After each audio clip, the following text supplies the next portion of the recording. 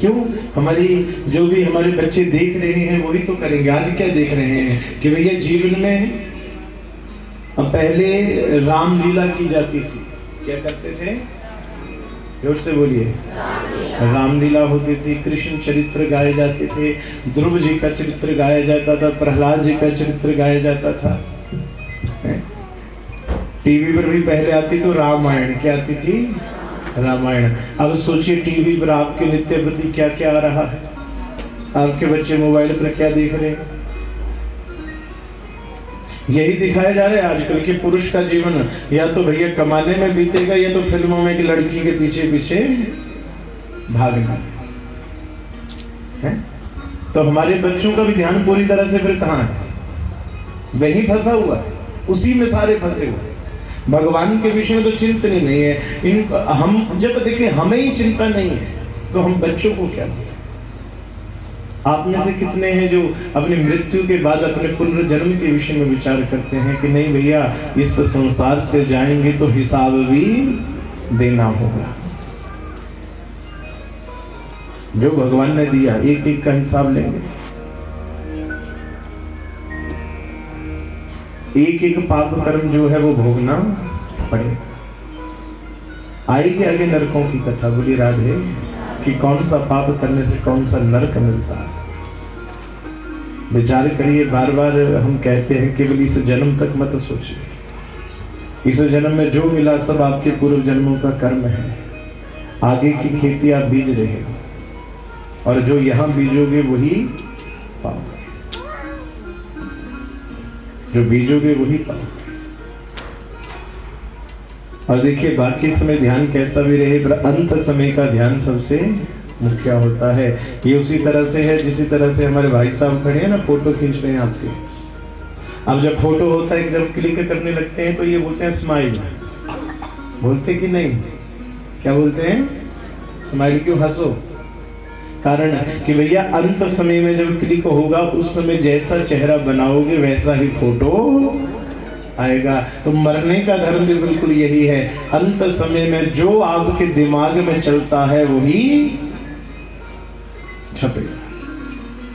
अंत समय में अगर इच्छाएं शेष रहेंगी तो ऐसा व्यक्ति प्रेत योनि पाता है। कौन सी योनि? कभी छूटती नहीं है। भटकना पड़ता है युगों युगों तक।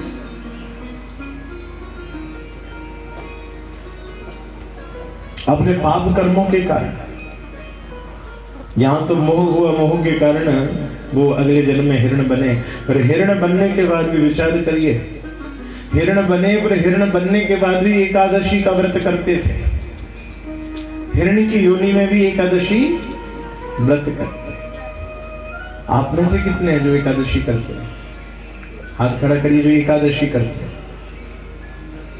देखिए बाकियों को भी मैं कहूंगा आपसे कोई व्रत हो चाहे ना हो, एकादशी का व्रत जरूर किया करें। जितने भी वैष्णव हैं उनको एकादशी का व्रत अति आवश्यक है। क्यों? एकादशी का व्रत करने से हमारे समस्त पापों का क्षय हो जाता है। एकादशी का व्रत करने से ही हम भगवान के चरणों में हमारी लगन लगती है। एकादशी के व्रत से हमारे ठाकुर जी प्रसन्न हो जाते हैं। इसलिए एकादशी का व्रत। हिरण्य की योनि में भी इन्होंने एकादशी का व्रत किया। जल तक नहीं पीते थे एकादशी के, इसलिए बहुत जल्दी ही इनकी देह छूट गई।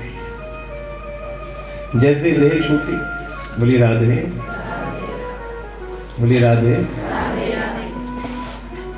सरकारी बस में बैठे हुए, सरकारी बस में एक लिखा होता है खिड़की से आगे 1 2 3 सीट है। ये बड़ी महत्वपूर्ण होती है। बोली राधे, बोली वृंदावन बिहारी लाल की। तो जल्दी ही इनकी हिरण की योनि छूटी। अगले जन्म में एक अंगिरस गोत्रीय ब्राह्मण के यहाँ पे ये पैदा हुए। अब इस बार ये मूर्ख बने। जानते सब कुछ थे पर क्या बने? मूर्ख बने। क्यों मूर्ख? इसलिए बने कि भैया दुनिया आपके पीछे पीछे भागती रहेगी। कब? जब दुनिया को लगेगा कि आप किसी काम के हो। ये संसार पीछे भागता है ना, हम कहते हैं कि हमारे साथ इतने लोग हैं, ये हैं वो है। ये दुनिया आपके पीछे रहती है कब तक? जब तक आप दुनिया के काम के हो। जिस दिन दुनिया को ये लगेगा कि काम के नहीं रहे तो सब पीछे हट जाए, कोई साथ नहीं है। तो इसलिए शुरू से ही क्या बने? मूर्ख बने। क्योंकि जो साधक हैं, जो असली हैं, का एमे पाए नीले काले जड़े असल है तो तक थे होर थे। जो असल भगवान के उपासक है ना, जिनको साधना की लत है, वो सब के बीच में आते ही नहीं। और उनके पास भी कोई जाए तो वहां से चले जाते। पीछे हम एक महात्मा जी के आश्रम पर गए तो महात्मा जी के बाहर बोर्ड लगा था कि ये बाबा, ये बाबा पागल है, ये बाबा पागल है, सबको गालियां निकालता है, इसलिए मंदिर में सावधानी से प्रवेश करें। और इतने सौम्य स्वभाव के संग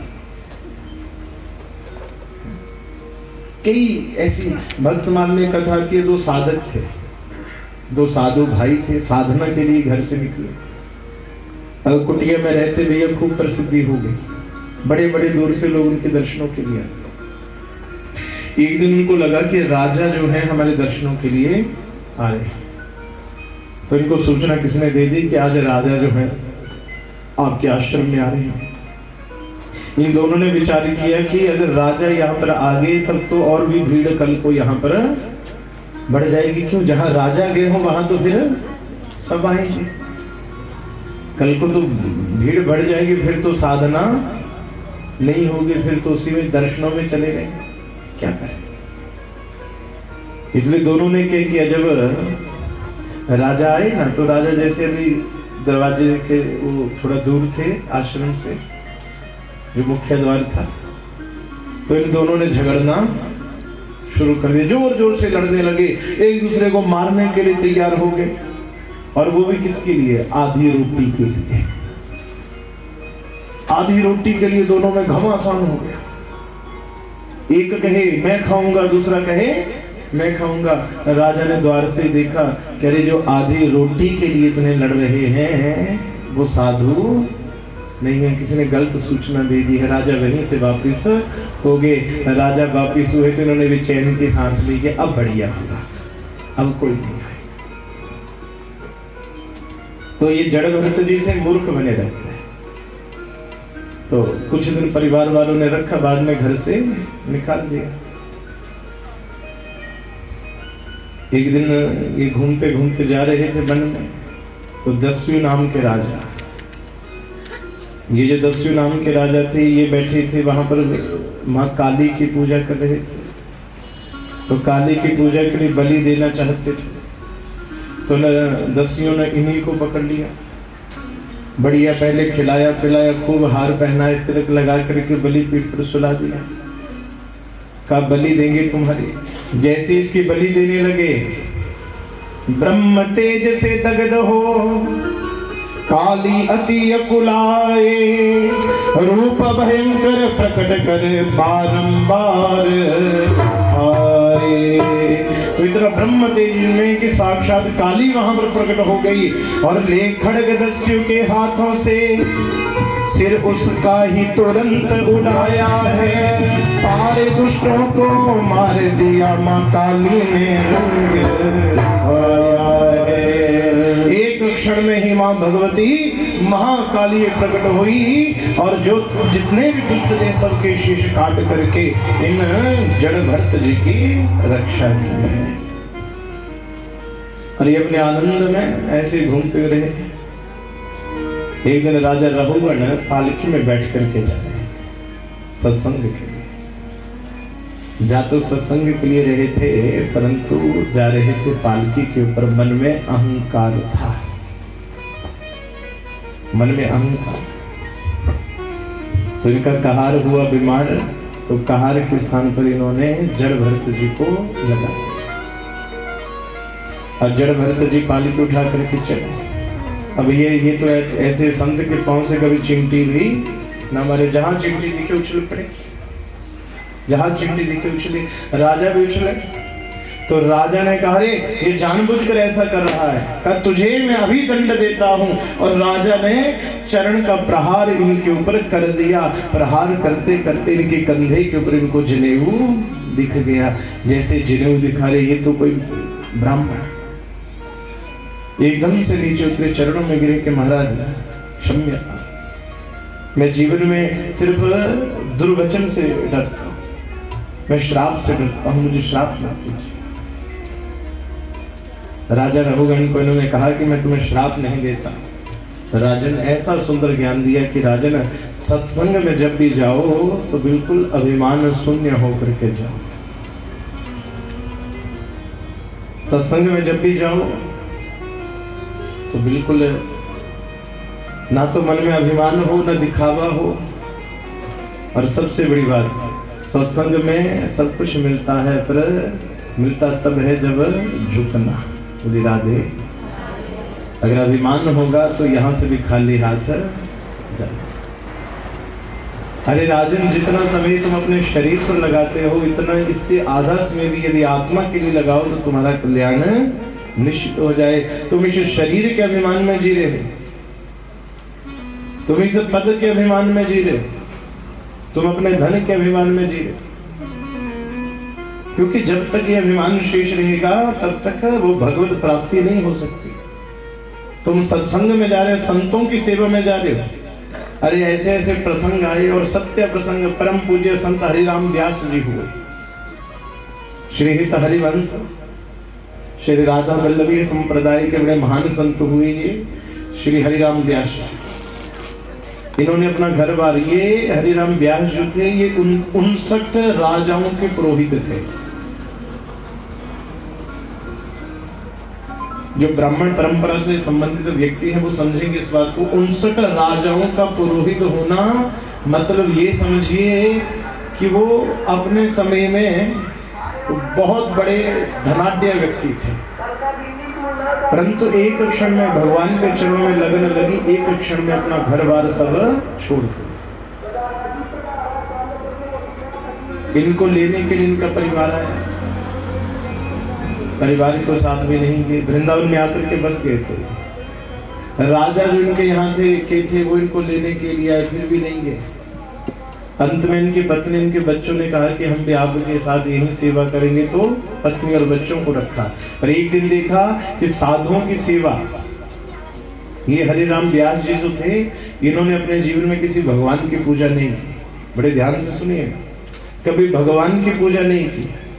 इन्होंने भगवान को इष्ट नहीं बनाया, इन्होंने जो भक्त थे उनको अपना इष्ट बनाया कि जो भगवान के भक्त हैं वही मेरे इष्ट हैं। इतने इनके भगवान के भक्तों में निष्ठा। एक दिन साधुओं को भोजन करवा रही थी इनकी पत्नी, दूध डाल रही थी, तो दूध डालते डालते पत्नी ने क्या किया, भैया सबको दूध डालती रही, और जो मलाई बची थी ना वो आकर के अपने पति यानी हरिराम व्यास जी की कटोरी में डाल दी। जैसे ही देखा कि हमारी पत्नी ने पंक्ति भेद किया,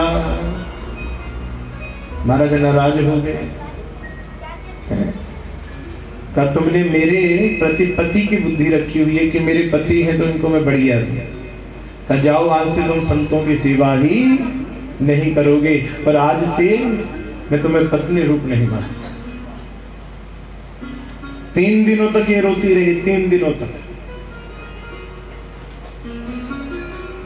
3 दिनों तक बाद सबने कहा कि महाराज क्षमा कर दीजिए। तो हरिराम व्यास जी ने एक बात कही कि मैं क्षमा कर दूंगा, पर तब करूंगा ये जितने भी गहने पहनती है ना। अब उनकी पत्नी जो थी भैया धनाढ्य थे, तो खूब गहने पहन करके खूब श्रृंगार करके वो साधुओं की सेवा करती थी, अभिषेक करती थी।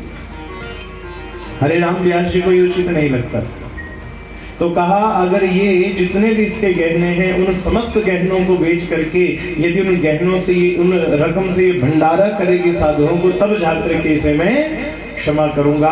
उनकी पत्नी ने एक ही क्षण में अपने सारे आभूषण उतार दिए। और विचार करिए, ये लगभग 1600 ईस्वी की बात है। 1600 ईस्वी। और उस समय पैसे इत्यादि पे इतना फैलाव भी नहीं था, परंतु जो गहने उनकी पत्नी ने उस समय बेचे थे, लगभग ये चर्चा होती है कि उसके पास 10 या 11 किलो सोने के गहने थे। कितने? 10-11 किलो सोना। और एक क्षण में सब उतार करके बेचा, और उसके बदले में जो मिला उससे उन्होंने साधुओं के लिए पंगत लगाई है। बोली वृंदावन बिहारी लाल की जय। जय जय श्री राधे, जय जय श्री राधे, जय जय श्री राधे। राजन, तुम तो अपने बाहरी शरीर के विषय में सोचते हो, तुम तो बाहरी आराम देख रहे हो कि पालकी में बैठ करके। ये कोई तरीका है सत्संग में जाने का? अरे सोचिए, चलो किसी का शरीर असमर्थ हो, किसी के शरीर में बल नहीं, ठीक है भैया, जैसे व्यवस्था बने वैसे है। जैसे आजकल तीर्थ यात्राओं में हो रहा है, शरीर को कष्ट ही नहीं देना। जब आप ही कष्ट नहीं दोगे तो फिर भगवान भी फिर कहां कष्ट लेने वाले। सारी सुख सुविधाएं चाहिए अब। अरे भैया, थोड़ा बहुत कष्ट देना भी सीखिए। राजा रघुगण को ऐसा सुंदर उपदेश दिया कि राजन, ये शरीर के ध्यान रखने से कुछ नहीं होगा।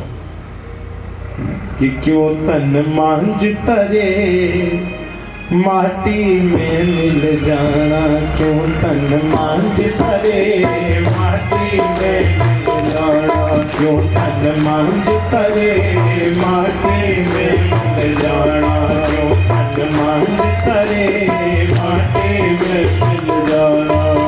अरे माटी बिछा ले, माटी ओढ़ ले, माटी बिछा ले, माटी ओढ़ ले, माटी बिछा ले, माटी ओढ़ ले, माटी बिछा ले, माटी ओढ़ ले, माटी दा बना ले सुराना, क्यों तन मांझ तरे माटी में मिल जाना, क्यों तन मांझ तरे माटी में मिल जाना।